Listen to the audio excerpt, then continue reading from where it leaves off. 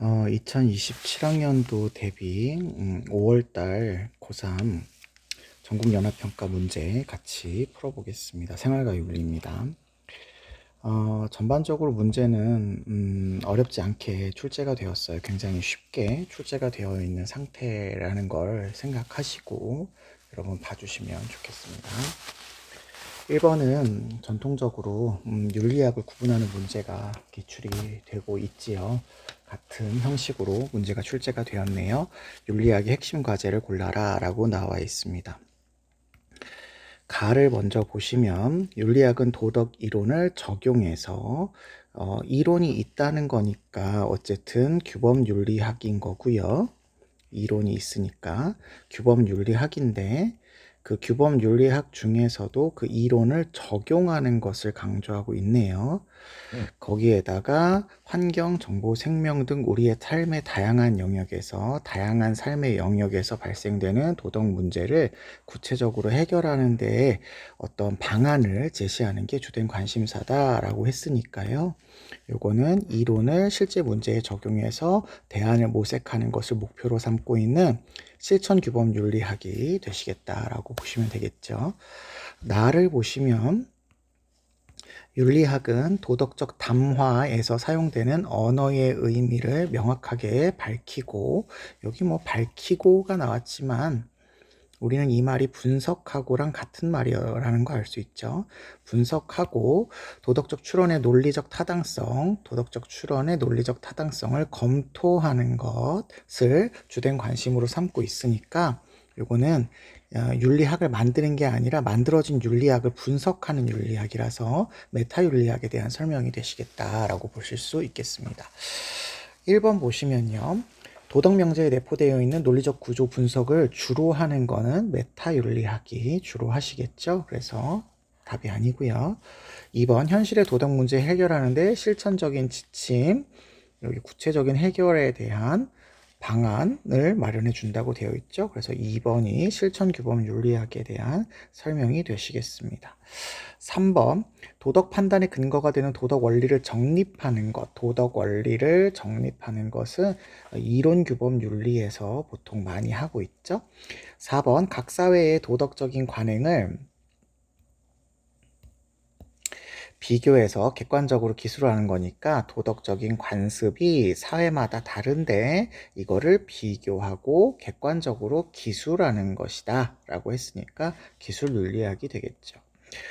그 다음에 도덕 현상의 발생 원인을 경험적으로 조사하는 것도 이거 원인을 경험적으로 알아서 그에 따른 결과로 조사하는 거니까 기술 윤리학의 특징이라서 가와 나에 해당하지 않는 그런 내용이 되겠습니다. 그래서 정답은 쉽게 2번 찾으실 수 있을 것 같고요. 2번 보겠습니다. 갑을 사상가들의 입장으로 적절한 것은 입니다. 사물은 저것 아닌 것이 없고 이것 아닌 것이 없대요. 우리가 보통 이것저것 나오면 불교 생각할 수 있는데 요거는 조금 다르죠. 생각이 좀 다르죠.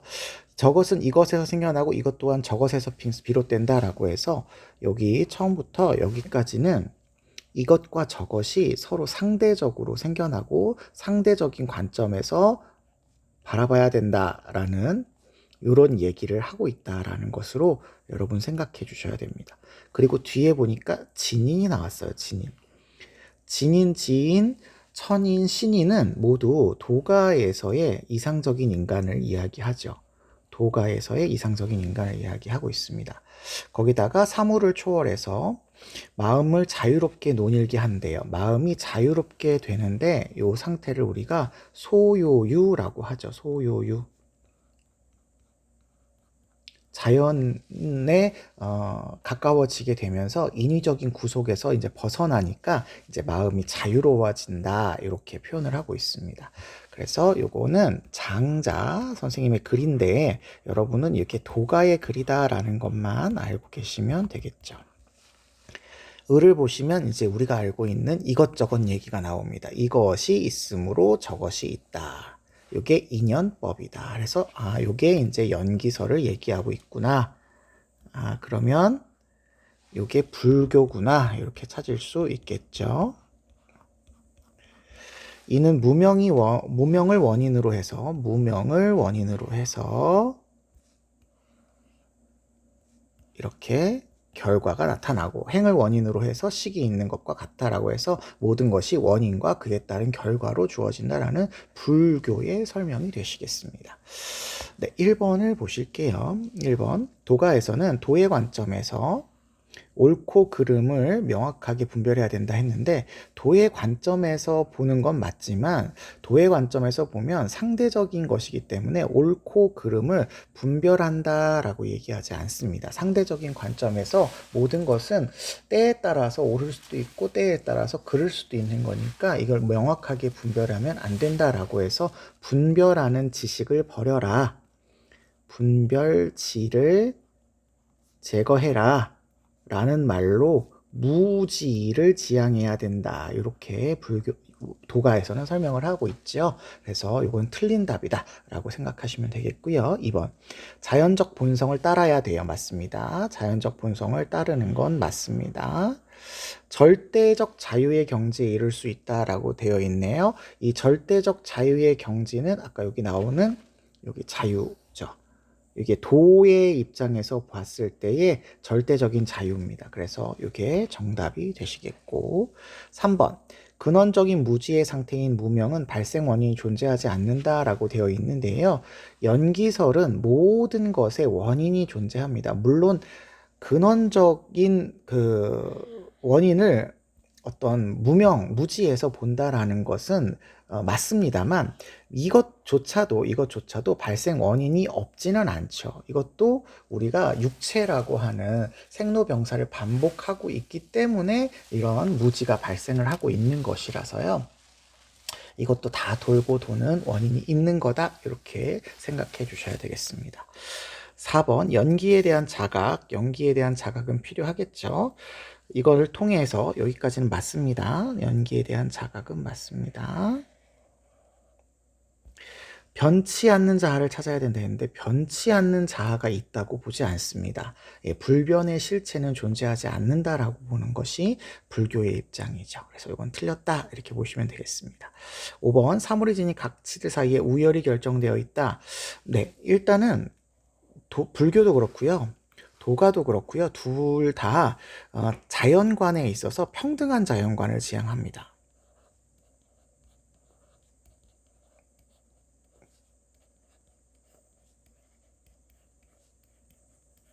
그렇기 때문에 이런 위계나 서열, 우열 이런 것들을 두 학문 모두 동의하지 않는다, 이렇게 알아두시면 되겠습니다.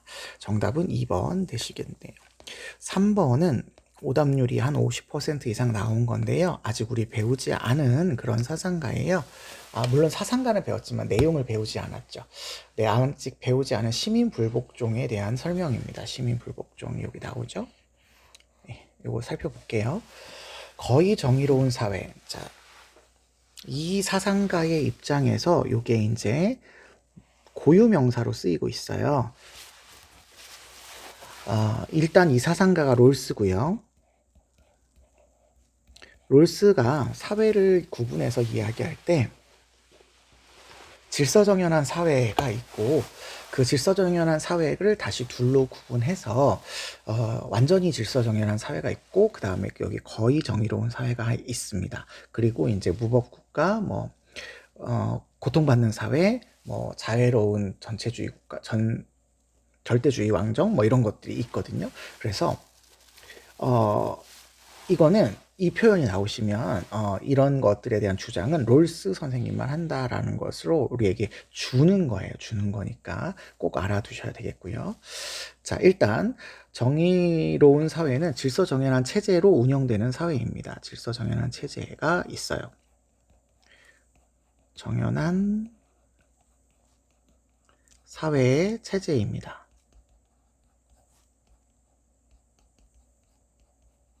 때문에 이 거의 정의로운 사회는 정의의 원칙에 의해서 어느 정도 운영이 되고 있으면서 다소 현저하고 심각한 부정의가 나타나는 사회입니다.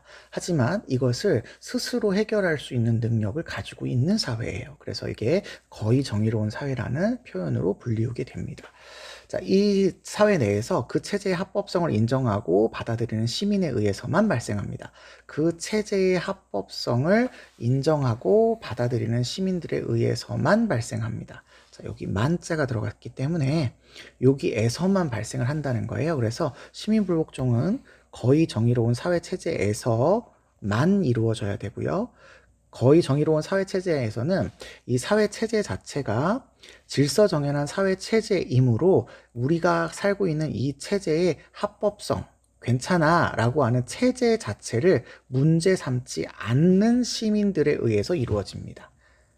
문제 삼지 않는 체제는 괜찮아. 그래서 시민불복종은 체제의 변화, 정치 체제를 바꾸기 위해서 일어나는 활동이 아니에요.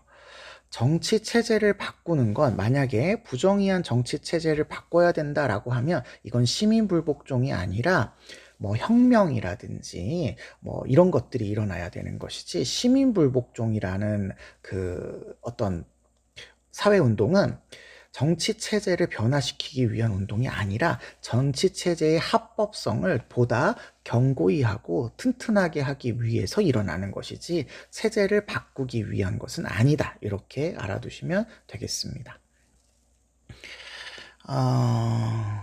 네. 그 다음 보시죠. 시민불복종을 통해서 시민들은 공동의 다수자가 갖는 정의감. 뭐 이거 제가 말씀드렸다시피 정의의 원칙과 유사한 표현이라고 말씀을 드렸어요. 공동의 정의관, 다수의 정의관, 뭐 공공의 정의관, 뭐 여러 가지 표현이 있다고 했었죠. 그러니까 정의감을 갖게 된다라는 거니까 이 질서정연한 사회체제에 놓여져 있는 시민들은 정의의 원칙을 존중한다라는 것이죠. 그래서 자유롭고 평등한 시민들 사회에서는 사회협동체, 우리가 이 체제에 살고 있으면 사회는 협동을 이루어낼 수 있어 라고 하는 원칙인 정의의 원칙이 존중되어 있는 사회인데, 시민불복종을 인해서 이게 지금 여기를 어기고 있네, 시민들이 사회협동체의 원칙인 정의의 원칙에 어긋난 법이나 제도가 만들어졌네를 선언하는 활동이 시민불복종이다. 이렇게 얘기하고 있는 겁니다. 네, 좀 말이 복잡한가요? 시민불복종이 주어기 때문에 그렇습니다. 좋은 사회는 다수자가 갖는 정의감에 의해서 사회를 협동체의 원칙에 의해서 존중되고 있다라고 생각을 하는데, 거기에서 현저한 부정이나 심각한 부정의가 발생을 하게 되면 시민불복종이 일어나는 것이고, 이 시민불복종을 통해서 이 원칙이 존중되고 있지 않음을 선언하게 된다. 이런 얘기인 겁니다. 계속요. 시민들은 시민불복종을 할 때 직접적인 시민불복종은 시민불복종의 대상이 되어지는 제도나 정책에 대해서 시민불복종을 하는 것이고요. 이것뿐만 아니라 그렇지 않은 것, 직접적인 시민불복종의 대상이 되는 법이나 정책이나 제도가 아닌 다른 것들에 의해서 시민불복종도 할 수 있다. 이렇게 얘기를 하고 계십니다. 그래서 직접적인 시민불복종, 간접적인 시민불복종이 모두 가능하다라고 보시는 내용인 거죠. 자, 그러면 보기를 살펴보도록 하신다면, 아까도 얘기했지만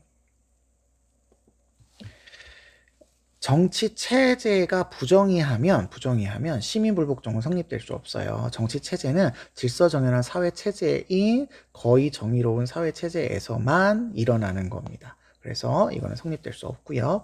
그렇기 때문에 부정의한 정치 체제가 아니고 뭐 정치 체제를 변혁하기 위한 시민불복종이어도 성립하지 않습니다. 2번, 시민불복종이 사회의 무질서를 초래하는 것은 불가능하다. 그렇지 않습니다. 시민불복종을 너무 자주 하게 되면 이제 뭐 효율성, 체제의 효율성과 체제의 안정성이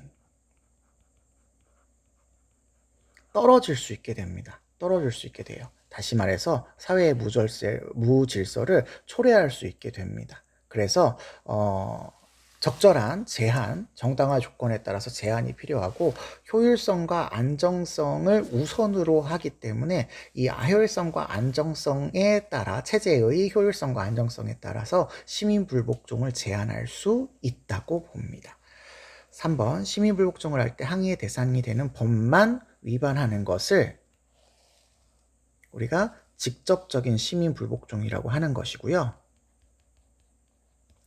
뿐만 아니라 간접적인 것도 할 수 있으니까 이것만 위반해야 된다라고 하면 틀렸겠죠. 4번 다수자에 의해서 제정된 법. 여러분, 법이나 정책 다 같이 가야 되겠네요. 법이나 정책이 다수자에 의해서 제정이 되는 사회가 거의 정의로운 사회예요. 민주주의 사회인 거죠. 그래서 이것은 별로 중요한 단어가 아닙니다. 여기에서도 심각하게 정의의 원칙에 어긋난 법이나 정책이 나올 수 있다라는 것이기 때문에 심의불복종이 가능하다라는 것이죠. 그러면 이걸 따라야 할 의무가 절대적인 것은 아니다. 이렇게 생각하셔야 되겠습니다. 5번 차 등의 원칙을 위반한 법이라도 심의불복종의 대상이 될 수 있다. 그렇죠. 심의불복종의 대상은 평등한 자유의 원칙이나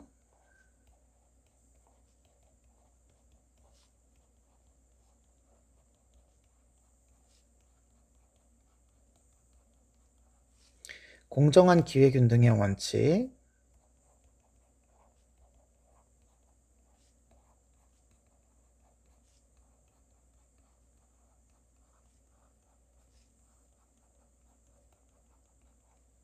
을 현저하고 심각하게 위반한 경우에 가능하거든요. 근데 차 등의 원칙을 위반한 법이 차 등의 원칙뿐만 아니라 이 두 가지를 위반을 했어요. 그러면 여기 현저하게 심각하게 그러면 시민불복종의 대상이 될 수 있게 됩니다. 그러니까 차 등의 원칙이 근거냐라고 물어보면 아니에요. 이게 시민불복종의 근거냐?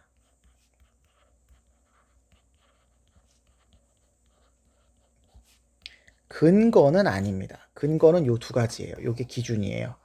요 두 가지를 통해서 하는데 요것이 기준인 것이지 차등의 원칙을 위반한 법이라고 하는 거는 이거는 근거를 얘기하는 게 아니라 법이나 정책이 차등의 원칙을 위반한 거라는 것이고 차등의 원칙을 위반을 한 게 얘도 위반하고 얘도 위반했다면 둘 중에 하나를 현저하고 심각하게 위반했다면 시민불복종을 할 수 있다라는 것이기 때문에 네, 가능하다 이렇게 보시면 되시겠습니다. 이게 시민불복종의 근거냐 시민불복종의 대상이냐 이걸 물어보는 문제였어요. 그래서 이거 잘 구분해 주시면 될 것 같습니다. 4번 보시겠습니다. 4번은 제가 3월 달에 이제 토론 관련해서 문제를 푸는 방법을 말씀을 드렸거든요. 그거 한번 잘 참고해 보시고 AI와 관련해 가지고 문제가 기출이 되었습니다. 자, 여기 갑의 두 번째 입장을 보면 여기 아닙니다 이렇게 나왔죠. 그러면 을과 갑이 뭔가 대비가 되는 측면이 있다는 거예요. 그 앞에와 갑의 내용을 같이 보면 되죠. 자, 여기 사용자가 AI의 추천 정보만을 반복적으로 수용하면 스스로 고민하는 과정이 생략되어서 사용자의 자율적 판단 능력이 떨어지게 될 거래요. 이게 이제 을의 입장인데 여기에 이제 아니다라고 이야기해서 사용자가 스스로 최선의 결정을 효율적으로 내릴 수 있어서 자율적인 판단 능력이 높아질 거다. 요게 이제 가장 대립되는 쟁점이 되시겠죠. 그래서 정답을 찾아주시면 여기 사용자의 자율적 판단 능력을 향상시키냐라고 이야기하면 여기 갑은 맞다고 이야기하셔야 되겠고 을은 떨어진다고 이야기하셔야 되겠으니까 X로 갈려지는 쟁점이다. 이렇게 찾아주시면 되겠습니다. 그래서 정답은 1번이고요. 나머지는 둘 다 동의하거나 둘 다 부정하거나 뭐 이런 식일 거예요. 한번 여러분이 해보시면 되겠고요. 5번 보시겠습니다. 다음 사상가의 입장에서 문제 상황 속에 A에게 제시할 조건으로 가장 적절한 것은입니다. 공리의 원칙은 그러면 이거 공리주의 얘기를 하려나 보다 이렇게 생각할 수 있겠죠. 이해 당사자의 행복을 증가시키거나 감소시키는 경향에 따라서 행복 증가, 감소, 고통, 예, 각각의 행동을 승인하거나 불승인하는 원칙을 의미하며 이걸 이제 합산을 하겠죠. 그걸 합산할 때 계산하는 기준이 이렇게 해서 7가지이고 양으로만 측정이 가능하다라고 되어 있으니까 공리주의자 중에서도 벤담 선생님의 글이구나 라고 찾을 수 있겠습니다. 문제 상황을 보시면 고등학생 A는 외모에 변화를 주고 싶어서 2년간 머리를 길렀는데 최근 소아암 환자들을 위한 가발용 모발이 부족하다는 뉴스를 접하고 안타까움을 느껴서 머리카락을 기부할지 고민하고 있으시대요. 자, 요거에 대해서 벤담 선생님의 조언을 고르시는 겁니다. 외모의 변화가 가져올 자신의 이익만 고려하는 거는 쾌락주의입니다. 쾌락주의죠. 공리주의는 자신의 이익과 다른 사람의 이익과 이런 것들을 합산하는 거죠. 이익과 고통을, 손해를 모두 합산하는 겁니다. 똑같이 보고 1대1로 보고 합산하는 거죠. 자, 두 번째, 자기 만족을 추구하려는 경향성. 아까 여기 행복을 추구하고 고통을 피하려는 게 이게 경향성이죠. 여기 행복을 증가시키고 감소시키는 이게 이제 경향성입니다. 이거는 누구나 가지고 있는 인간의 본성적인 측면이죠. 이 경향성을 벗어나면 안 되고 이 아이가 기준이라고 했었죠. 경향에 따라 이렇게 되어 있었죠. 자, 그래서 이거 틀린 거고요. 3번 머리카락의 기부가 산출할 쾌락과 고통을 총량으로 계산해봐라. 이렇게 얘기했으니까 여기 3번이 벤담의 글이고요. 4번 소아암 환자가 얻게 될 질적으로 높은 쾌락, 질적으로 높은 쾌락을 구분하지 않습니다. 모든 쾌락은 다 양적으로 동일하다. 이렇게 얘기를 하니까요. 질적으로 높은 쾌락, 질적으로 낮은 쾌락이 있다라고 보지 않는다. 이렇게 생각하시면 되겠습니다. 그 다음에 5번 머리카락 기부로 얻게 될 결과와 무관하게 신의 명령에 복종하세요. 지금 뭐 신의 명령 나오지 않았고요. 최대 다수 최대 행복이라는 결과를 고려해야 되는 것이죠. 그래서 정답은 3번 밖에 없네요. 6번으로 넘어가겠습니다. 6번입니다. 갑을 사상가들의 입장으로 가장 적절한 것은 원조 얘기가 나왔네요. 원조는 이익평등 고려의 원칙, 우리 아직 안 배우셨지만 이 원칙을 주장하시는 분을 우리 생활과 윤리에서는 싱어라는 학자로 배우시게 될 겁니다. 곧 배우실 거예요. 싱어입니다. 그래서 이거 나오시면 싱어다 이렇게 알고 계시면 되겠고요. 싱어는 공리주의 사상가예요. 디테일하게 따지면 조금 다르지만 공리주의 사상가입니다. 네. 공리주의라고 보시면 돼요. 인류 전체의 고통을 감소, 여기 나오죠? 전체의 고통 감소, 쾌락 증진, 다수의 쾌락 감소, 쾌락 증진, 고통 감소, 이걸 얘기하는 거죠. 이런 것을 위해서 원조를 한다라고 원조의 목적을 제시하고 있습니다. 절대 빈곤 상황에 놓여 있는 사람들을 원조하게 되면 더 큰 이익을 산출할 수 있다. 그래서 절대 빈곤은 원조의 목표에 포함된다. 이렇게 보시고 있는 겁니다. 그에 비해서 을을 보시면 원조의 목적은 고통받는 사회, 요거 아까 말씀드렸다시피 질서정연한 사회, 거의 정의로운 사회, 무법국가, 고통받는 사회는 롤스 선생님이 얘기하는 사회의 구분입니다. 그래서 이런 표현이 나오시면 이건 롤스구나 이렇게 알아두시면 되겠고요. 롤스에서의 원조는 질서정연한 사회가 고통받는 사회를 도와주는 것입니다. 네, 딱 이렇게만 됩니다. 구성원이 되도록 하는 것이다. 그렇죠. 그래서 이 고통받는 사회가 질서정연한 사회로 편입되게 만드는 게 원조의 목적이에요. 만민법이 적용되는 사회, 만민법 별로 중요한 거 아니고요. 모든 만민이 원초적인 입장에서 합의를 했는데 그 만민법에 의해서 정의롭게 되어지는 것을 지향하는 법이라고 생각하시면 돼요. 이런 것들이 적용되는 사회에서 원조의 의무는 모든 사회가 자유주의적 적정 수준의 기본 제도를 가질 때까지로 유효하게 이루어져야 된다라고 해서 원조의 중단점, 차단점이 존재한다.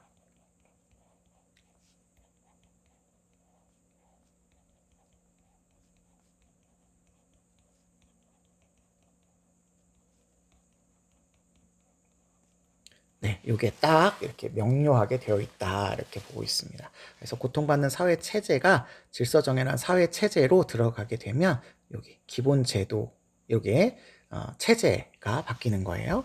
이렇게 되면 원조가 중단이 됩니다. 1번 보겠습니다. 원조의 여부를 결정할 때 원조 주체의 이익을 고려해야 되느냐? 고려해야죠. 우리 공리주의는 이익과 손해를 저울질을 해봐서 이익이 더 큰 쪽을 선택하는 게 공리주의니까 고려되어야 됩니다. 1번이 정답이네요. 2번. 원조는 개인의 선택의 문제 아니에요. 개인의 선택의 문제를 우리가 보통은 자선이라고 부르거든요. 그런데 공리주의는 정언 명령을 주장하지 않고 가언 명령을 주장하시는 분입니다. 조건에 맞으면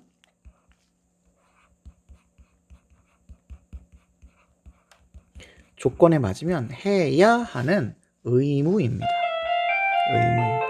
그래서 볼 수 없다 아니에요. 3번. 자원이 풍부한 모든 국가는 원조의 대상에서 제외되어야 된다라고 되어 있는데 롤스의 기준은 사회 체제가 고통받는 사회냐 질서 정연한 사회냐인 거지 자원이 풍부하냐 안 풍부하냐는 기준이 아닙니다. 고통받는 사회 중에서도 자원이 풍부한 국가도 있을 수 있고 자원이 부족한 국가도 있을 수 있어요. 그래서 제외되는 것 아닙니다. 원조 대상국의 정치 문화를 개선하기 위해서 강제력. 자, 앞에까지는 맞습니다. 정치 문화를 개선한다라는 게 사회 체제를 바꾼다라는 것이니까 요건 맞아요. 그런데 그러기 위해서 강제력을 사용하시면 안 돼요. 사회 체제가 바르게 되기 위해서 강제력을 사용하시면 안 된다. 이렇게 얘기하고 계십니다. 5번. 국가 간의 빈부격차를 해소하기 위한 원조를 실시해야 된다. 둘 다 아니에요. 원조의 목적은 빈부격차 해소 아니고요. 고통받는 사회를 질서정연한 사회로 만드는 것이 목적이라는 게 롤스의 입장인 거고 싱어는 빈부격차를 해소할 필요가 없이 최대 다수의 최대 행복만 나오면 됩니다. 빈부격차는 있어도 돼요. 다수에게 행복만 돌아가시면 돼요. 그래서 부의 격차를 해소하기 위한 원조라고 하는 것을 목표로 삼고 있지는 않다. 이렇게 봐주시면 되겠습니다. 정답은 1번이라고 보시면 되겠네요. 7번 보겠습니다. 다음을 주장한 사상가의 입장으로 적절한 것은입니다. 자연의 힘은 생태계의 균형에 의해서 제한되지만 인간의 힘은 현대 기술로 인해서 생태계의 통제로부터 해방이 되었어요. 예, 인간의 힘이 현대에 들어와서 과학기술이 엄청나게 발달하면서 이제 생태계의 통제로부터 이제 벗어날 수 있게 되었어요. 능력이 많아졌다라는 거죠. 이제 인간의 힘은 자신과 세계 전체를 파괴할 위험을 가지고 있을 정도로 굉장히 커졌다 이런 얘기입니다. 따라서 인간에게는 자신이 행사하는 힘을 의식적으로 통제해야만 하는 당위, 즉 책임이 필요하다라고 해서 책임윤리 주장하시는 분입니다. 이러한 책임은 지상에서 인류의 무한한 존속을 가능하게 하는 조건을 위협하지 말아라. 인류가 지상에서 무한하게 존속할 수 있게 행위하라. 라는 새로운 정언 명령으로 제시가 된답니다. 이걸 이제 생태학적 정언 명령 이렇게 표현하기도 합니다.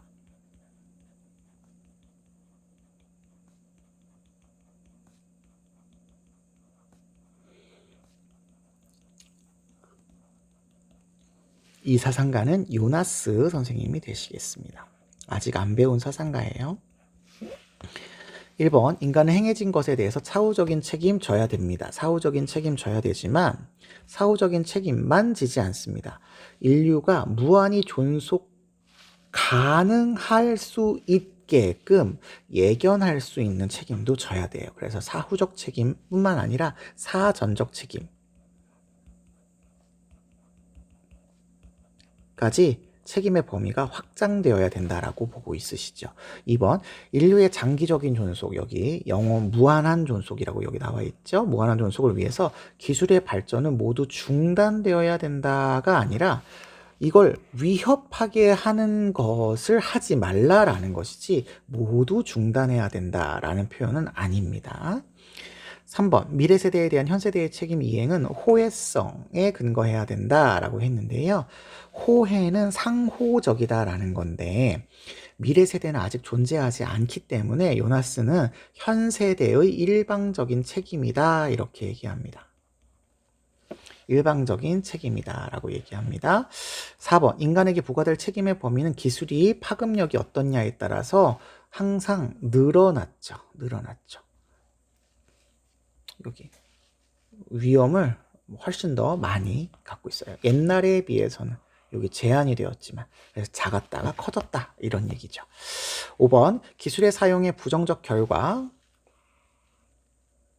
대해서 공포로부터 책임을 도출할 수 있어요. 이걸 우리가 공포의 발견술이라고 합니다.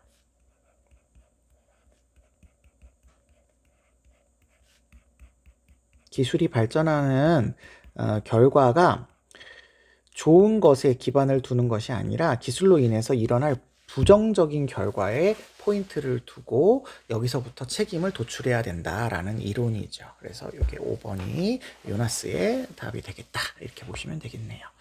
8번입니다. 가불 사상가들의 입장으로 가장 적절한 것은 우리는 평화를 획득하고 생존을 보존하기 위해서 평화를 획득하고 특별히 여기가 중요합니다. 생존을 보존하기 위해서 생명을 보존하기 위해서 생명을 보존하기 위해서 모든 권력과 힘을 여기서 분명히 모든이라고 표현을 하거든요. 그런데 앞에 목적 자체가 생명을 보존하기 위해서라고 나와 있잖아요. 그러면 여기서 이 권력을 뒤에 보면 한 사람 혹은 한 합의체에 양도한다라고 되어 있는데 양도한 이 권력이 생명을 보존하지 않으면 안 돼요. 그래서 이 생명을 보존하는 권리는 이거 양도 안 한 겁니다. 양도를 할 수가 없어요. 임의적으로 내가 양도를 할 수가 없어요. 그래서 이거 양도할 수 없는 권리입니다. 그래서 분명히 모든 권력을 양도한 것처럼 이렇게 표현했지만 실제로는 모든 권력을 양도한 게 아니다 라고 알아두시고 한 사람 한 합의체로 이렇게 집중을 하고 있죠. 인공적인 인격을 만들어서 그 절대적인 권력으로 집중을 하고 있죠. 그러면 이거는 홉스 선생님의 절대 군주정을 지지하는 그런 표현이 되겠습니다. 그 인격을 가진 사람을 코먼웰스 혹은 리바이어던, 쉽게는 국가라고 생각하시면 됩니다. 인공적 인격, 국가라고 생각하시면 됩니다. 를 형성했다라는 뜻이에요. 이 인격을 지닌 자는 주권자이고요. 주권자는 국가죠. 다시 말해서 절대 군주가 되겠습니다. 주권적인 권력을 지녀요. 그러면 시민은 주권적인 권력을 지니지 않는 거죠. 다 양도를 해버려서 이제 주권이라고 하는 권력을 국가를 만들면서 절대자한테 넘겨주는 겁니다. 을을 보시겠습니다. 우리는 자신의 신체와 모든 힘을, 여기는 모든 힘, 여기도 나왔거든요. 모든 힘이라고 나왔는데요. 여기는 정말 모든 힘입니다. 여기는 모든 힘, 맞아요. 일반 의지라는 것의 최고의 지도하에 둔다라고 되어 있죠. 그래서 모든 힘을 양도했다라는 겁니다. 양도했다. 그리고 각 구성원의 전체를 불가분의 일부로 받아들이는 결합행위를 통해서 전체가 하나가 되었다라는 뜻이에요. 전체가 하나의 일반 의지로 하나의 모습을 갖추었다라는 걸 통해서 이제 인격이라는 것이 개빈적인 인격이 아니라 하나로 뭉쳐져 있는 인격이라는 공적인 인격을 만들어지게 되었다라는 뜻이고요. 그것은 구성원들에 의해서 국가나 주권자로 된다라고 해서 이 국가나 주권자는 결국 공적 인격을 지니고 있는 개개인이 되시겠어요. 그래서 루소, 이 사람이 루소인데요. 루소는 절대주의 국가가 아니라 직접민주주의,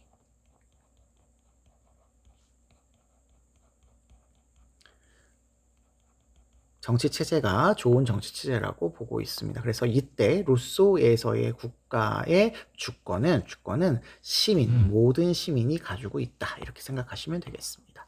1번, 주권자의 권력은 사회계약의 참여 당사자에게 주어진다라고 되어 있는데요. 사회계약 참여 당사자가 아니라 그 주권을 양도한 절대 군주,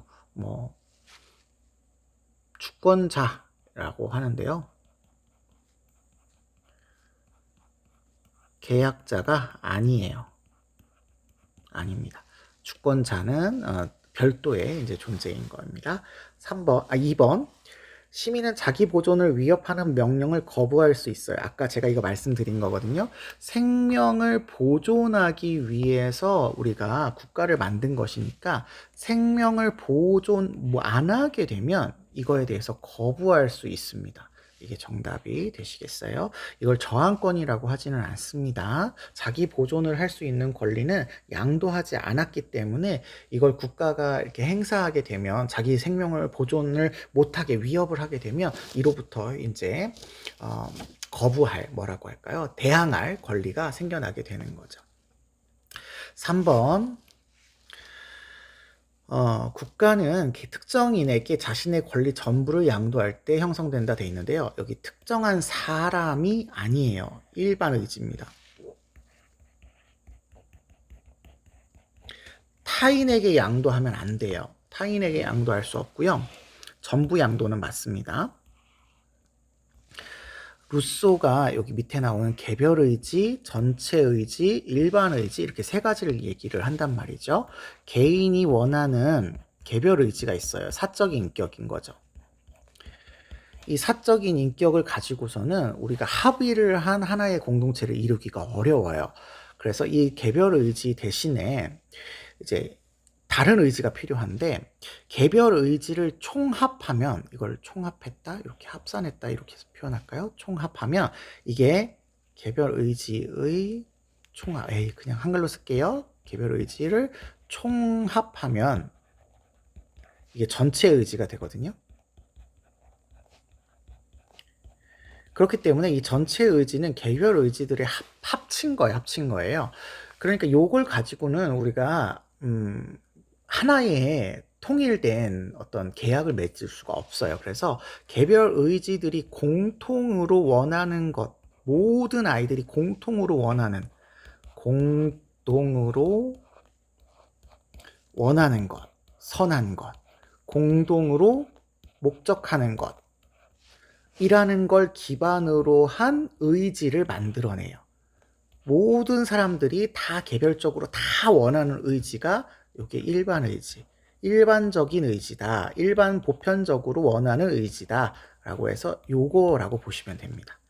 요게 일반 의지예요. 그래서 요거는 나의 의지, 너의 의지, 우리 모두의 의지라고 보시면 되겠고 우리 모두의 이익이나 선, 목적을 지향하는 의지라고 보시면 됩니다. 그래서 4번 전체 의지가 항상 공동의 이익을 지향하는 게 아니고 일반 의지가 공동의 의지를 지향해야 된다. 이렇게 얘기하셔야 되겠습니다. 5번 입법권을 지닌 자 루소는 시민입니다. 직접민주주의 주장한다고 했었죠. 홉스는 주권자예요. 사람이 다릅니다. 자신이 제정한 법의 규제를 받지 않습니다. 얘는 주권자는 통치자의 개념이고 통치자와 별도로 사회계약자로서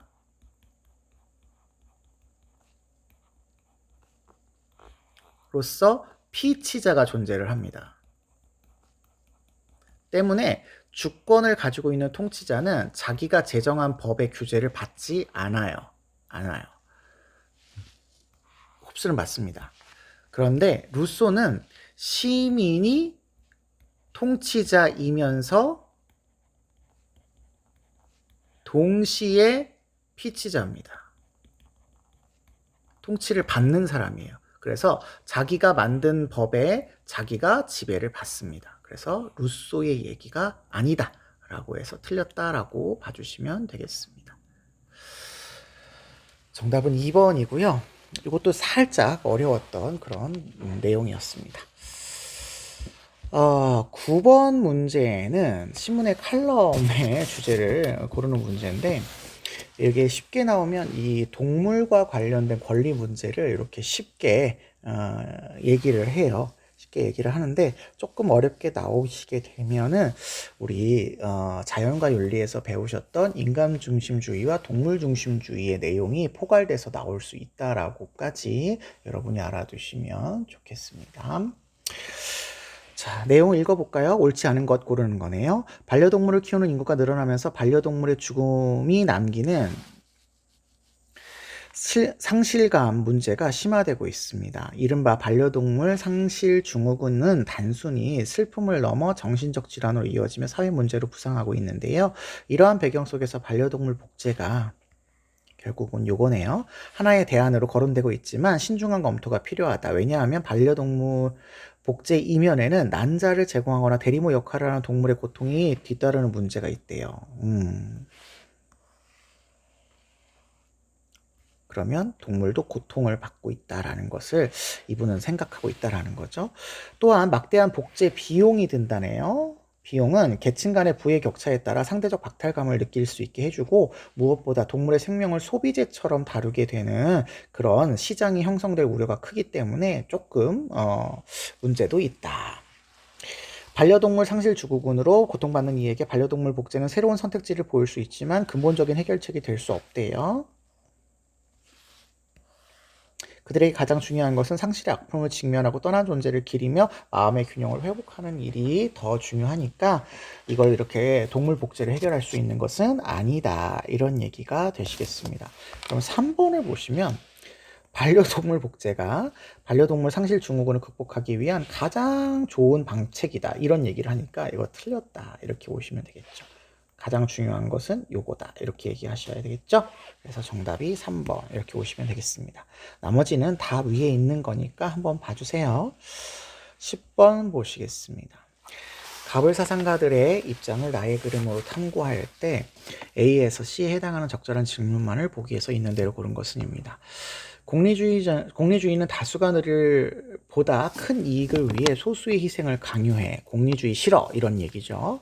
근데 반면으로 공정으로서의 정의는, 이 사람은 요걸 주장하는 사람이네요. 공정으로서의 정의 주장한 사람은 롤스였죠. 롤스였습니다. 개인의 자유와 권리가 정치적인 흥정이나 사회적인 이득의 계산에 희생될 수 없다는 상식적인 신념을 갖고 있어서 이게 더 좋은 정의의 기준이야 공리주의가 아니라, 이렇게 얘기하고 있는 거죠.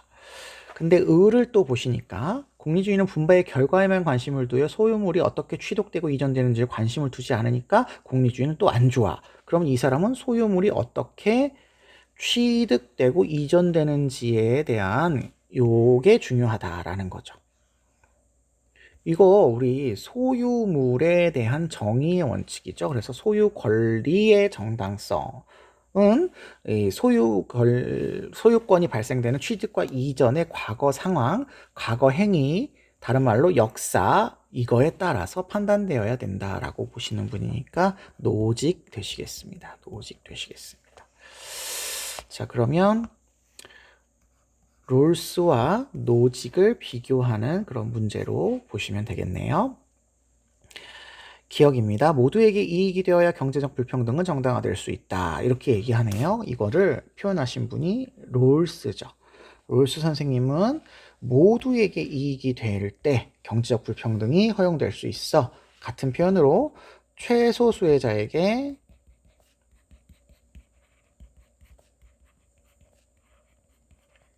최대 이익이 되는 경우,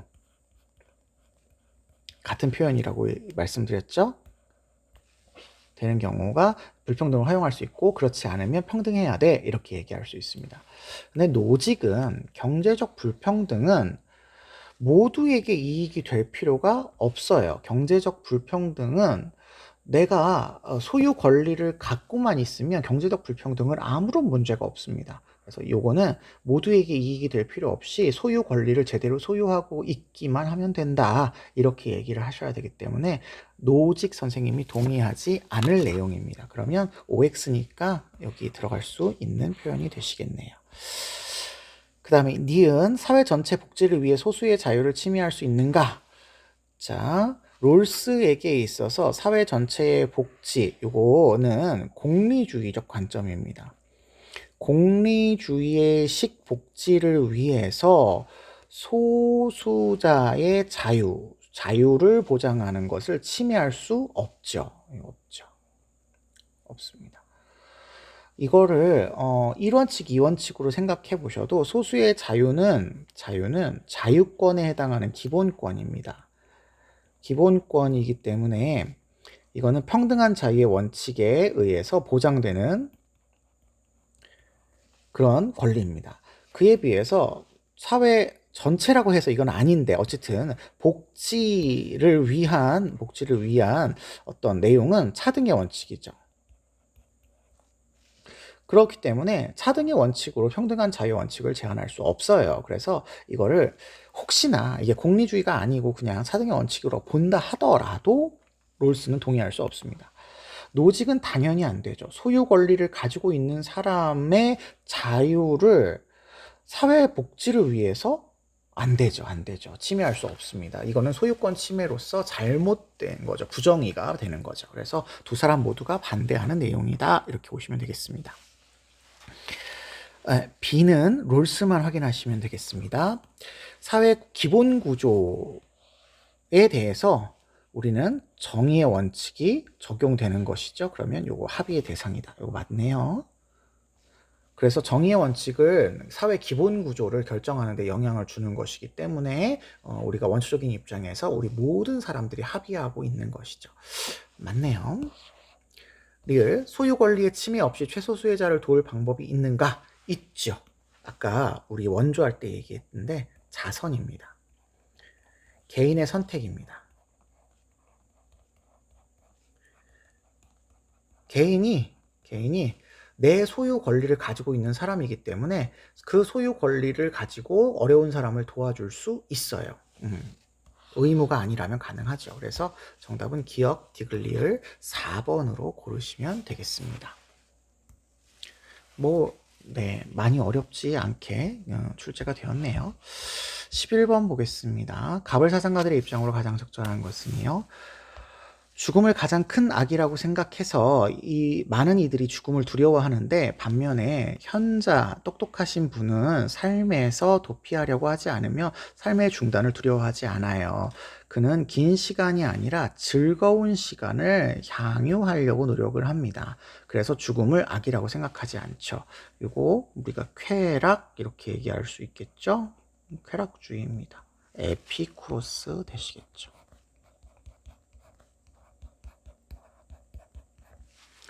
을 보시면 죽음이 가까워서 올 때 죽기를 주저하는 사람들은 아직 육체를 사랑하거나 돈을 사랑하는 사람으로서 철인이나 철학자는 참된 지혜, 진리를 사랑하기 때문에 육체로부터 영혼이 해방되면 특별히 우리는 죽음을 신경 쓰지 않고 좋아할 수 있다 이렇게 얘기를 하는 거죠. 왜냐하면 죽음 이후에 참된 진리, 지혜를 얻을 수 있기 때문에 그렇습니다. 그러면 요거는 플라톤의 글이 되시겠죠.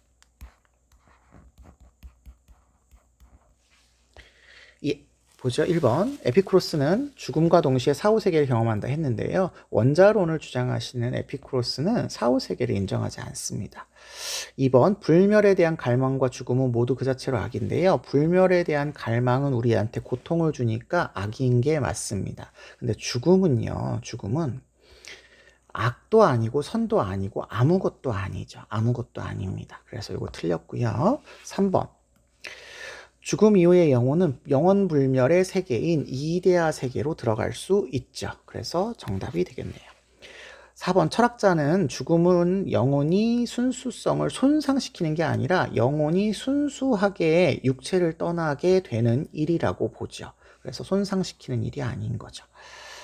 5번 지혜로운 자에게도 죽음은 회피할 수 없는 불행이다. 회피할 수 없는 일인 건 맞지만 이게 불행은 아니죠. 플라톤의 경우에는 참된 지혜를 얻는 것이기 때문에 이게 불행이라고 얘기하지 않게 되고요. 에피쿠로스도 이게 행복이다, 불행이다가 아니라 아무것도 아니라예요. 아무것도 아니다. 그래서 회피할 수 없는까지는 맞습니다만 불행이다 얘기하시면 둘 다 틀리다로 오시면 되겠습니다. 12번 갑을 사상가들의 입장으로 적절한 것만을 보기 위해서 고른 것은입니다. 국제관계 문제인데요. 이것도 아직 안 배운 겁니다.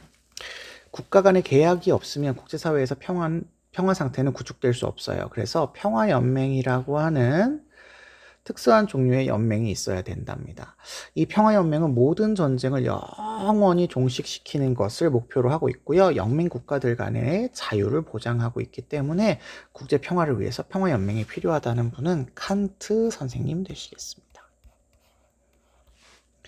그에 비해서 을은요, 국가 간의 세력 균형이 국제사회의 안정을 유지하는데 핵심적이에요. 핵심적인 것이지 유일하지는 않습니다.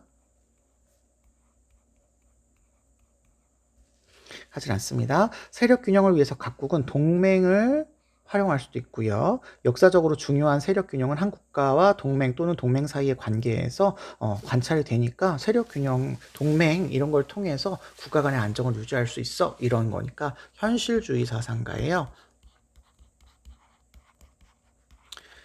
이름으로 얘기하자면 모겐소가 되겠죠.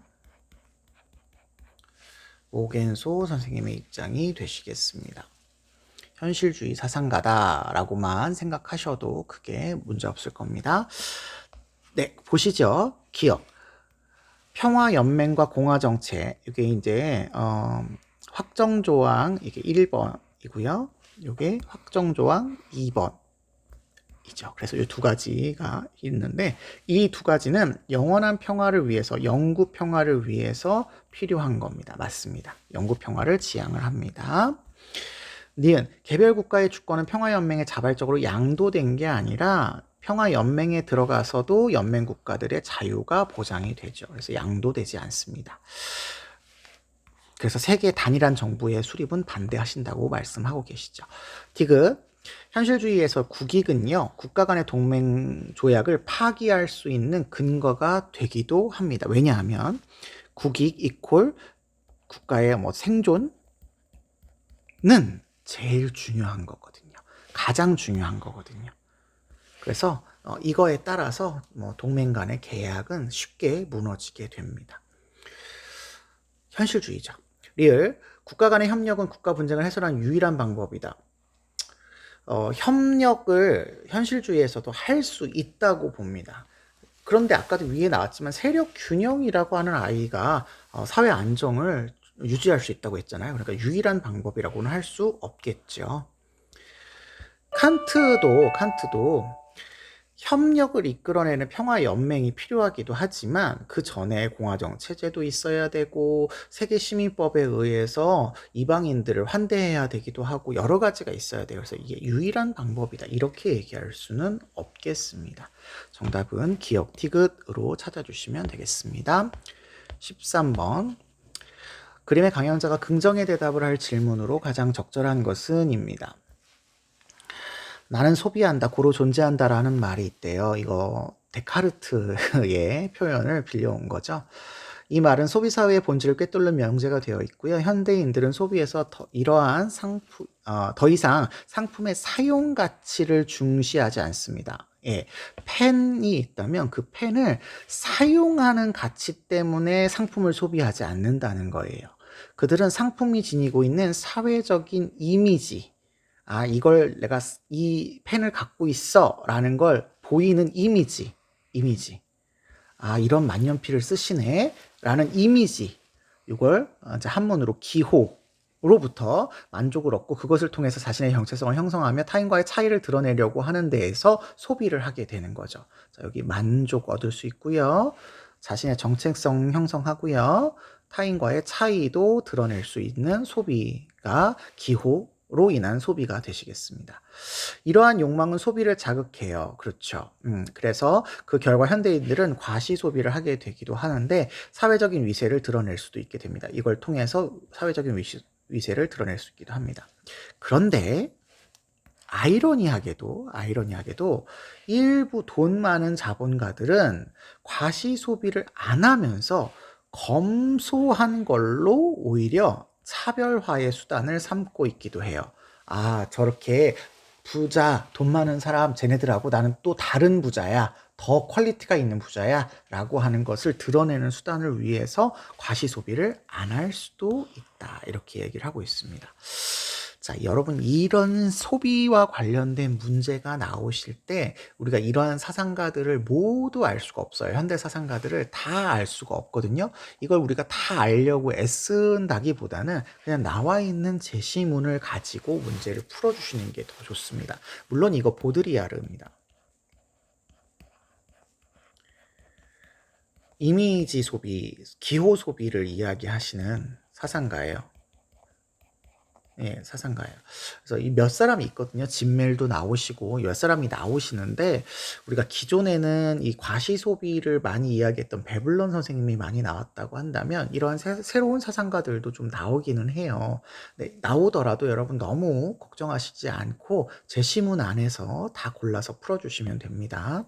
1번 현대인의 소비는 자신과 타별을 구별짓는 하나의 방식이다. 여기 자신과 타인의 차이를 드러낸다 라고 되어 있죠. 그러면 요거 맞는 얘기가 되겠네요. 1번이 정답이네요. 2번 현대의 소비 경향은 상품 자체의 기능을 이제 중시하지 않습니다.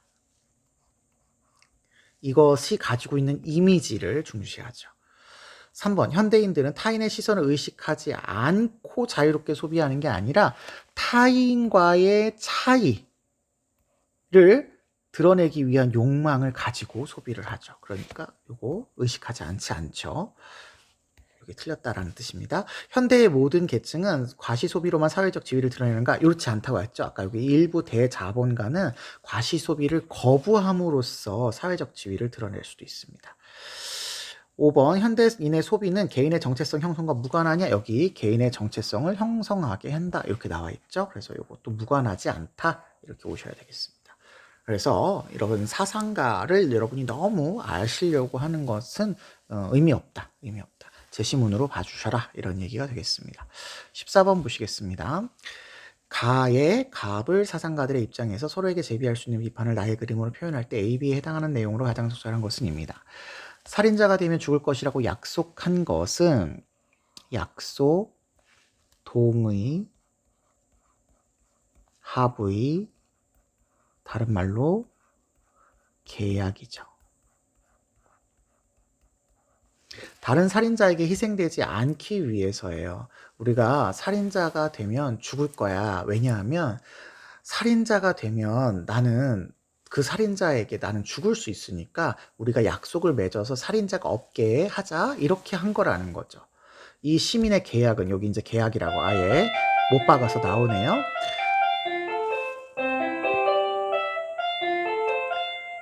네, 그래서 이 시민의 계약을 통해서 생명을 처분하지 않고 살인자에게 희생당하지 않게 생명을 보존하려고 궁리한다. 그래서 사회계약을 맺었다라는 거죠. 이거 루소 선생님의 글이 되시겠습니다. 을을 보시면 살인자가 처형되는 장면에서 범죄의 강력한 억제력이 생겨나지 않는다.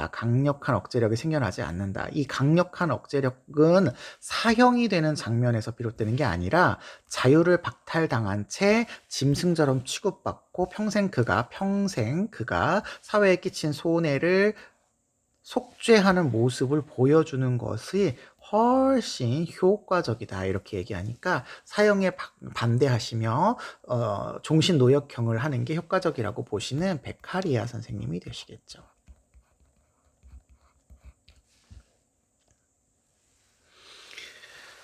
네, 자 그러면 여기가 베카리아 선생님이시고 여기가 루소다라고 해서 놓고 서로의 비판을 찾아주시면 되겠습니다. 사형에 처해질 살인자도 시민으로 간주해야 되느냐라고 되어 있는데 루소는 살인자는 살인하지 말기로 우리가 계약을 맺은 건데 살인을 했으니까 계약을 파기한 사람이죠. 파기자고요. 이 사람은 시민의 적입니다. 그러니까 시민으로 간주될 수 없죠. 2번 형벌은 범죄의 해악으로부터 시민을 지키는 수단이에요. 맞습니다. 사회 계약을 맺어서 범죄, 살인이라는 범죄의 해악으로부터 시민을 보호하는 수단이에요. 맞습니다. 그런데 베카리아도 계약론입니다. 그래서 범죄가 일어나는 것으로부터 시민을 보존하는 것이 계약을 맺은 이유야 라고 얘기하고 있기 때문에 여기 간과한다가 틀렸다 이렇게 보시면 되겠습니다. 그 다음에 사형은 중대 범죄를 예방하는 가장 유용한 형벌이다. 아까 위에 베카리아는 사형은 별로 효과적이지 않아. 효과가 여기 강렬하지 않다. 강력한 억제력이 생겨나지 않는다. 이렇게 얘기하고 있죠. 그래서 유용하다. 이렇게 얘기하지 않는다. 그래서 틀렸고요. 4번 형벌의 목적에 범죄자의 재범 방지가 포함되지 않는다. 왜요? 이 사람이 평생 그가 사회에 끼친 손해를 속죄하는 행위를 하잖아요. 그러니까 재범 방지가 포함되지 않지 않습니다. 5번 사형제는 사회계약을 통해서 정당화될 수 없어. 맞아요. 사형제는 사회계약을 통해서 우리가 일부 권한을 양도해가지고 국가의 권력을 만들어서 형벌을 집행을 하는데 생명권을 양도를 하지 않았어요. 생명권을 양도할 수 없어요.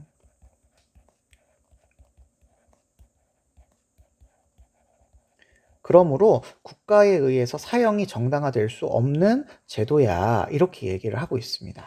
근데 그에 비해서 아까 루소는 살인자를 사형시키는 것으로 우리가 동의한 거나 마찬가지다라고 하고 있기 때문에 간과하는 게 맞죠. 그리고 여기는 안 나왔지만 우리 앞에서 살펴본 거에 의하면 모든 권리를 양도한다라는 말을 우리 앞에 문제에서 보셨죠? 사회계약 문제인 8번 문제에서 우리가 보셨단 말이에요. 여기에서 생명권이 들어갑니다.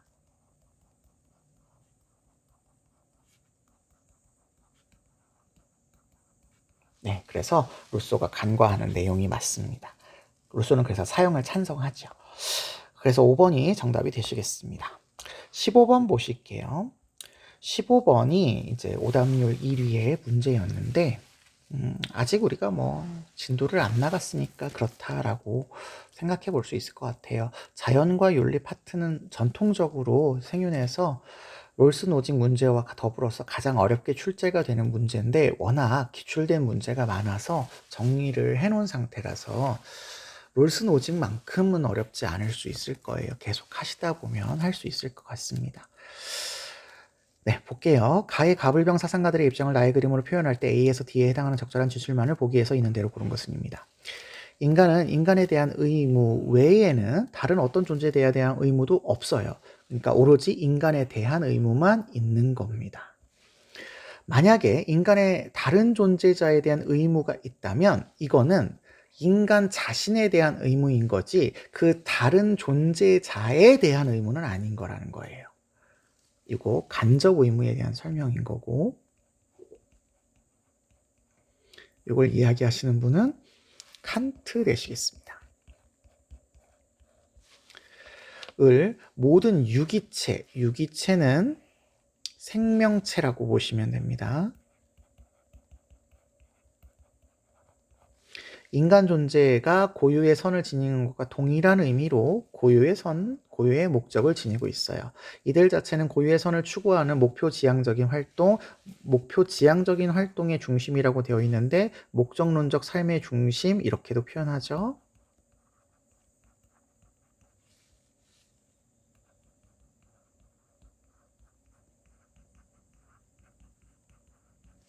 이렇게 표현을 하죠.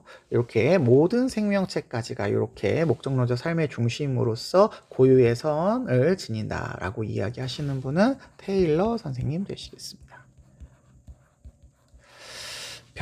대지윤리 나왔네요. 레오폴드죠. 인간이 생명 공동체의 한낱 구성원을 관리하고 사용하는 것으로 인간이 생명 공동체의 하나 구성원인데 그 생명 공동체의 구성원을 관리하고 사용할 수 있는 것을 막을 수 없어요.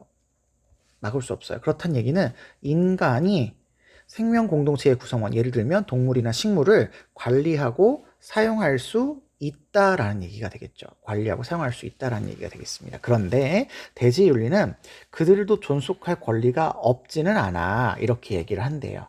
다만 이 존속할 권리는 생명 공동체인 생태계의 전체의 안전성, 온전성, 아름다움,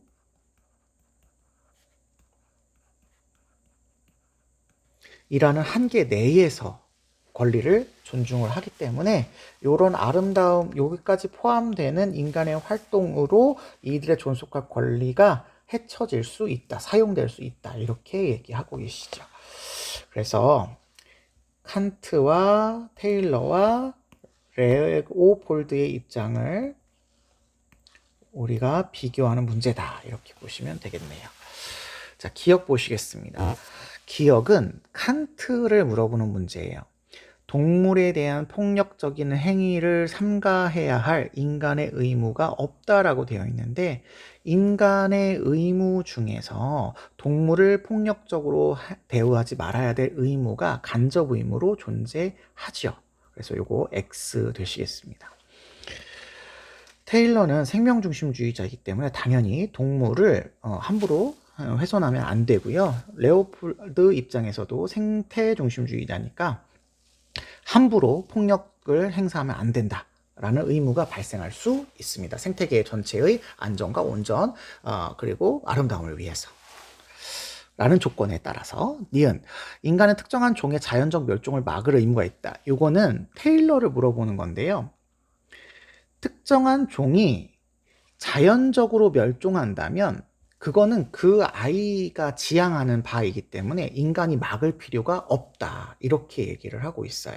그래서 요거는 테일러만 봐주시면 될 것 같아요. 그래서 둘 다 틀렸다, 이렇게 보시면 되겠습니다. 그 다음에 생태계 전체에서는 유기체의 존속할 권리보다 우선한다라고 아까 레오폴드 할 때 말씀드렸죠? 말씀드렸습니다. 나머지 사상가들은 모두 개체 중심주의자이기 때문에 개체의 존속할 권리, 칸트에게 있어서는 인간, 테일러에게 있어서는 생명체까지가 우선하게 됩니다. 그래서 디귿은 맞고요. 리을, 의무의 주체. 여러분, 서양 사상가 모두에게 의무의 주체는 인간밖에 없습니다.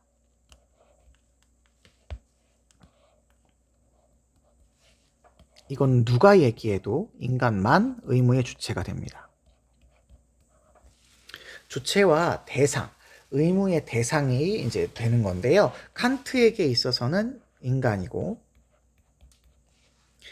테일러에게 있어서는 인간, 동물, 식물이고, 레오폴드에게 있어서는 생태계 전체니까 인간, 동물, 식물, 무생물까지예요. 동등한 도덕적 지위를 가질 수 있다라고 되어 있는데 여기 인간이 다 들어갔네요. 동등한 지위를 다 가질 수 있겠죠. 가질 수 있겠습니다. 그러니까 칸트 맞고, 테일러도 맞고, 레오폴드도 맞다, 이렇게 오시면 되겠습니다. 정답은 3번 이렇게 되시면 되겠네요. 16번으로 넘어가겠습니다. 가불 사상가들의 입장으로 적절하지 않은 것은 입니다. 성인이 나라를 다스리면 곡식이 넉넉해진대요. 뭐 이런 말은 뭐 좋은 말이죠. 곡식이 물이나 불과 같이 넉넉해진다면 어질지 않은 백성이 있겠는가? 어찌 어질지 않은 백성이 있겠는가?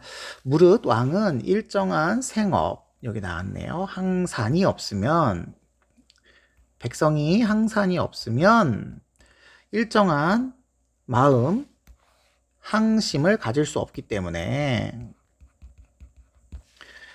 왕은 일정한 생업을 보장해라 라는 맹자 선생님의 글이 되시겠죠. 을을 보시면 철인, 철학자가 나라를 다스리지 않으면 악이 종식되지 않는다. 그러면 악이 종식되려면 철학자가 나라를 다스려야죠. 이걸 우리가 철인 정치라고 했죠. 그러면 이건 플라톤 되시겠구나. 알 수 있습니다. 만약 전사의 부류, 우리 보조자이자 방위자라고 부르는 이 부류가 능력이 없으면서 통치를 맡은 사람들 의 직분을 교환하려고 든다면 이제 간섭하는 거죠. 그러면 나라가 파멸될 거다. 부정의가 발생될 거다. 각자는 그래서 각자의 역할만 충실하게 하면 된다. 이렇게 얘기하고 계시죠. 플라톤 되겠습니다. 1번 맹자는 통치자의 역할이 백성이 선한 마음을 발휘하게 하는 것이에요. 맞죠?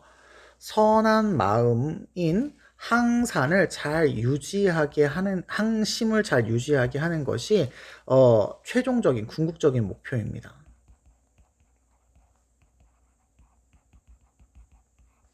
네, 그럼 이거 맞는 거네요. 그 다음에 2번 통치자는 백성을 나라의 근본으로 삼아요. 민본주의라고 하죠. 민본주의. 나라의 근본으로 삼고 민심을 잘 살펴요. 맞네요. 예, 맞네요.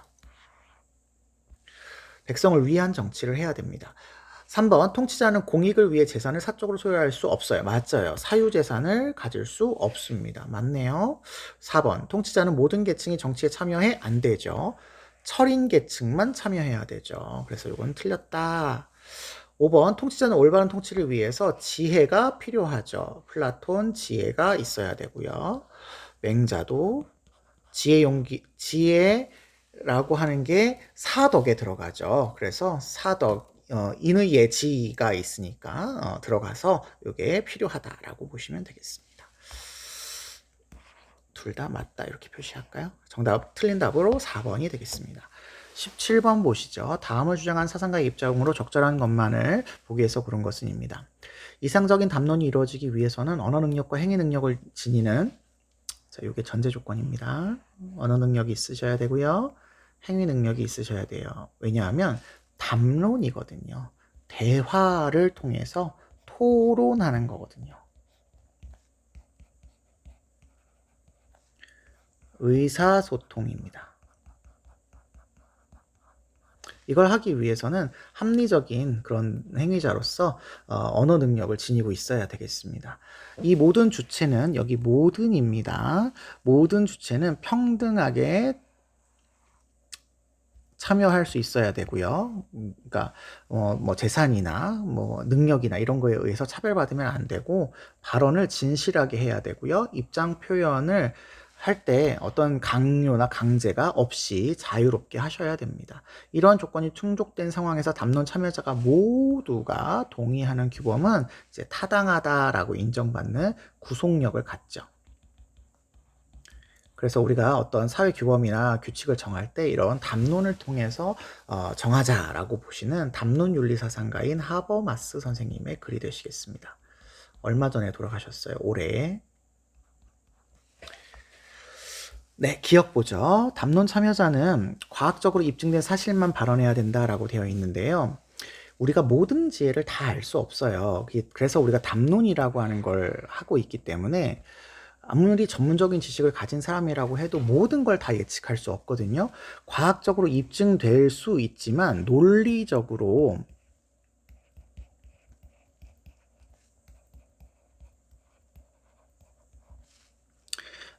논증을 통해서 얘기할 수 있습니다. 그래서 이것만으로 얘기할 수 있는 거는 아니다. 추측이나 논리적인 사고를 통해서 할 수 있죠.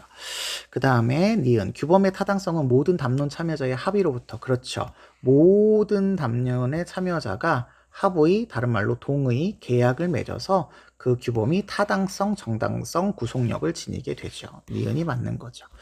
디귿 담론 참여자는 담론 과정에서 자신의 입장을 수정할 수 있습니다. 맞아요. 상대방의 입장을 들어보시고 수정할 수 있지요. 가능합니다. 심지어 타당한 규범으로 결정이 났다 하더라도 다시 재논의를 해서 할 수 있죠. 재논의를 해서 수정할 수 있습니다. 리을 담론 주체에 대한 전문적인 지식이 없는 참여자는 담론에서 배제되어야 된다가 아니라 여기 모든 담론 참여자로 이루어져야 됩니다. 전문적인 지식이 없어도 담론 참여자에서 배제되면 안 돼요. 그래서 3번이 정답 되시겠네요. 18번 보실게요. 가불의 입장으로 적절한 것은입니다. 즐거움의 추구, 즐거움이라고 했지만 한문식으로 표현하면 쾌락이라고 보시면 되겠죠. 쾌락의 추구가 성적 관계의 주된 목적이 될 수 있습니다. 당사자들의 자발적인 동의, 다른 사람에게 해악을 끼치지 않는다라는 조건이 있다면 즐거움을 위한 성적 관계가 정당화될 수 있네요. 그럼 이거는 자유주의적 관점이 되시겠죠. 그에 비해서 성적 관계는 출산에 책임을 질 수 있는 부부 사이에서만 정당화가 가능하대요. 부부는 이제 결혼을 해야 되는 거고 결혼하기 위해서는 사랑을 해야 된다고 말씀드렸습니다. 단순히 즐거움만을 추구하는 성적 관계는 생명의 탄생에 숭고한 과정을 쾌락의 획득 수단으로 전락시키는 거니까 정당화될 수 없다라고 보시는 보수주의적 관점을 이야기하고 있으십니다. 1번 볼게요. 성적 관계는 도덕적 가치 판단과 무관한 사적 영역 아니죠. 도덕적 가치 판단이 들어가지요. 어떤 부분에서? 동의와 해악 금지 부분에서.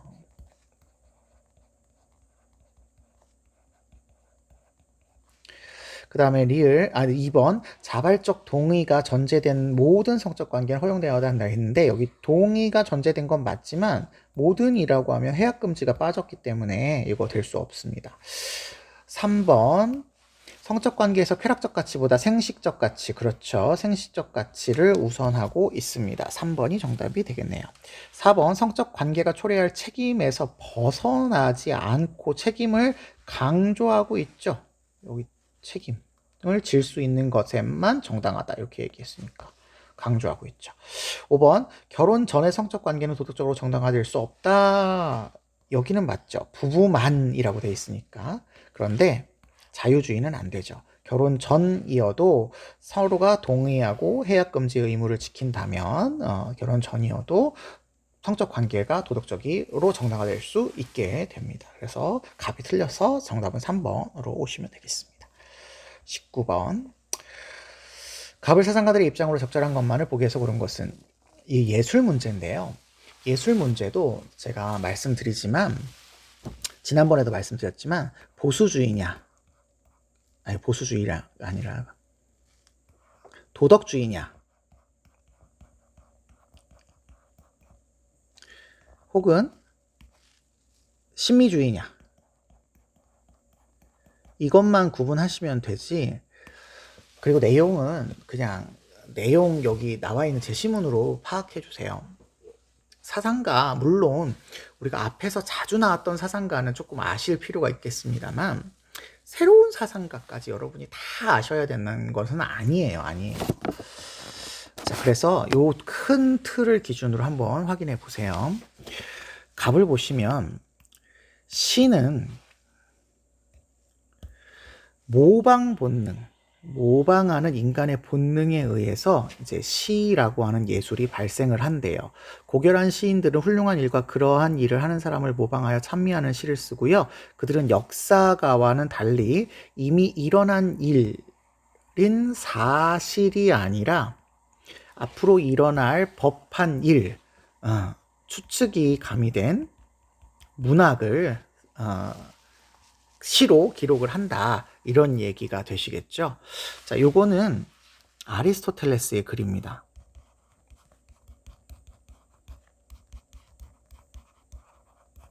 그런데요, 이 사람을 보면 이 사람은 이 모방하는 본능에 의해서 찬미하는 시를 쓸 수 있다 이렇게 되어 있잖아요. 그러니까 요거는 도덕주의적인 관점이구나 이렇게 생각하시면 되겠습니다. 자, 그 다음에 을을 보시면 여기 또 시가 나오네요. 시인들로 하여금 좋은 성품의 상을 자신들의 시에 새겨놓도록 해야 된대요. 자, 시인에게 너네들 좋은 성품의 상만 시에 넣어라고 요구해야 된다라는 겁니다.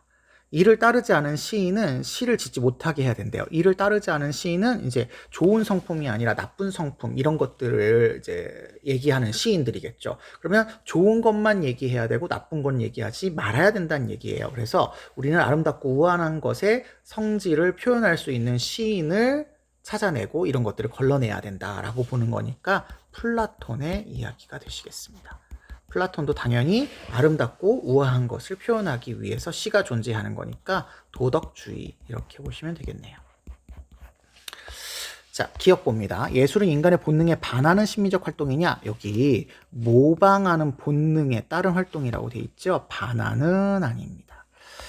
니은 플라톤은 예술에 대한 검열은 이상사회 실현을 위해서 필요하냐? 그렇죠. 좋은 성품의 상을 썼는지 나쁜 걸 썼는지를 검열해야 되겠죠. 맞네요. 디귿, 예술은 아름다움의 이데아를 생성하는 창조적인 활동이다 라고 되어 있는데 생성이 아니고요. 모방하는 겁니다.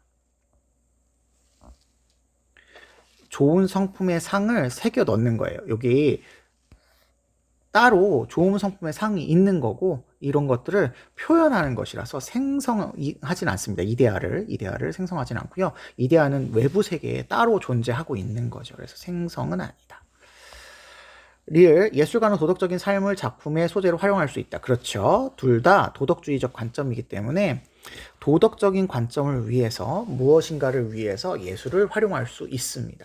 그래서 정답은 디귿과 리을이라고 찾아주시면 되겠네요. 그래서 이게 조금 색다른 사상가가 나오시더라도 여러분 너무 당황하지 마시고 그냥 제시문 통해서 문제 풀어주세요. 20번. 다음 가상대담의 사상가가 지지할 입장으로 적절한 것은 입니다. 선생님께서는 종교적인 인간과 비종교적인 인간을 구분하셨어요. 우리가 배우는 그 내용 중에서 이렇게 이야기하시는 분은 엘리아데 선생님밖에 없습니다. 자, 종교적인 인간의 특징에 대해서 말해주세요 라고 했더니 종교적인 인간은 세계를 초월하는 절대적인 실제, 이게 신이죠. 신이 존재한다고 믿고 있어요. 그들은 세속의 자연물을 통해서 성스러움이 드러나는데 이걸 성현 혹은 현현이라고 부릅니다. 하는 체험이 있어요. 체험이 있어서 이 사람들은 종교적인 인간이 된 거고 일상과 질적으로 다른 시공간으로서 이 자연물에서 세속적인 것만 있는 게 아니라 성스러움이 드러나는 그런 다른 시공간을 경험하게 됩니다. 그래서 똑같은 나무지만 성스러운 나무가 있다. 똑같은 바위지만 성스러운 바위가 있다. 이렇게 세속적인 공간이지만 성스러움을 경험할 수 있게 됩니다. 비종교적인 인간의 특징을 얘기해 보시라네요. 그래서 비종교적인 인간에 대해서 설명을 해주시고 있으십니다. 비종교적인 인간은 초월을 향한, 초월 여기 신입니다. 신을 향한 모든 호소를 거부하십니다. 거부하시고 세속적인 경험만을 받아들이는 존재예요. 그런데 그럼에도 불구하고 사실상 이들도 종교적인 그 본성 자체를 지니고 있는 종교적 인간의 후예이므로 무의식적으로라도 종교적인 행동을 하게 됩니다. 종교적인 제례 이런 것들을 따르게 되죠. 그래가지고 왜 입학이나 뭐 시험이 있을 때 찹쌀떡이나 엿 이런 것들을 선물한다라든지 시험이 있을 때 미역국을 먹지 않는다든지 뭐 이런 행위를 하게 된다라는 것이겠죠. 자, 보기를 보겠습니다. 종교적인 인간입니다. 종교적인 인간이 경험하는 모든 시간과 공간은 균질, 질이 똑같냐라고 되어 있는데요. 질이 똑같지 않고 질이 다른 공간으로 경험을 하겠죠. 그래서 1번 틀렸고요. 2번 비종교적인 인간입니다. 여기서 종교적인 행동 양식은 발견할 수 없냐. 종교적인 행동을 여기 하기도 한다라고 되어 있죠. 그래서 없다가 틀렸습니다. 3번 종교적인 인간은 감각적인 경험의 대상만이 실제한다라고 보고 있대요. 여기 위에서 보시면 초월적인 존재가 있다고 생각하죠. 그러니까 이거는 잘못된 설명이 되겠습니다. 종교적인 인간은 4번 성스러움은 자연물을 매개로 드러나는 현현을 경험한 존재입니다. 그래서 4번이 맞고요. 5번 비종교적인 인간은 일상에 종교적인 의미를 부여하기 위해 노력하지 않고요. 모든 종교적인 것을 거부하고 세속적인 경험만을 받아들이려는 존재인 거죠. 네, 이렇게 하지 않습니다. 이거 종교적인 어떤 행동은 무의식적으로 하는 거예요. 무의식적으로 하는 겁니다. 그래서 정답은 4번이다 이렇게 찾아주시면 되겠습니다. 자, 여기 엘리아데까지 20번까지 우리가 봤는데요. 제가 뭐 별 다른 추가적인 설명 많이 안 하고 그 문제와 정답에 관련된 설명만 주로 했는데 전반적으로 문제가 어렵지 않았기 때문에 그렇습니다. 우리가 여기서 무슨 경향성을 찾거나 이러는 것은 아닐 수 있어서요. 그냥 요 정도 수준이면 기본적인 수준으로 출제가 되는구나 라고 생각해 주시면 되시는 그런 문제이고요. 우리가 진도 나간 것만 생각해 본다면 한 7문제 정도는 맞출 수 있었던 그런 상황이거든요. 그래서 1번, 2번, 5번, 10번, 11번, 16번, 18번 요 정도는 맞아주시면 우리가 배운 내역에서는 그래도 잘하고 있구나 라고 생각하시면 되겠고, 아직 안 배운 부분들은 우리가 차츰차츰 더 공부해 가면서 알아가면 되니까요. 안 배운 부분들에 대해서 너무 많이 이렇게 신경을 쓰거나 이러진 않으셔도 괜찮을 것 같습니다. 네, 모의고사를 보고 학교 일정 소화하시느라고 고생 많으셨습니다. 수고하셨어요. 여기까지 보실게요.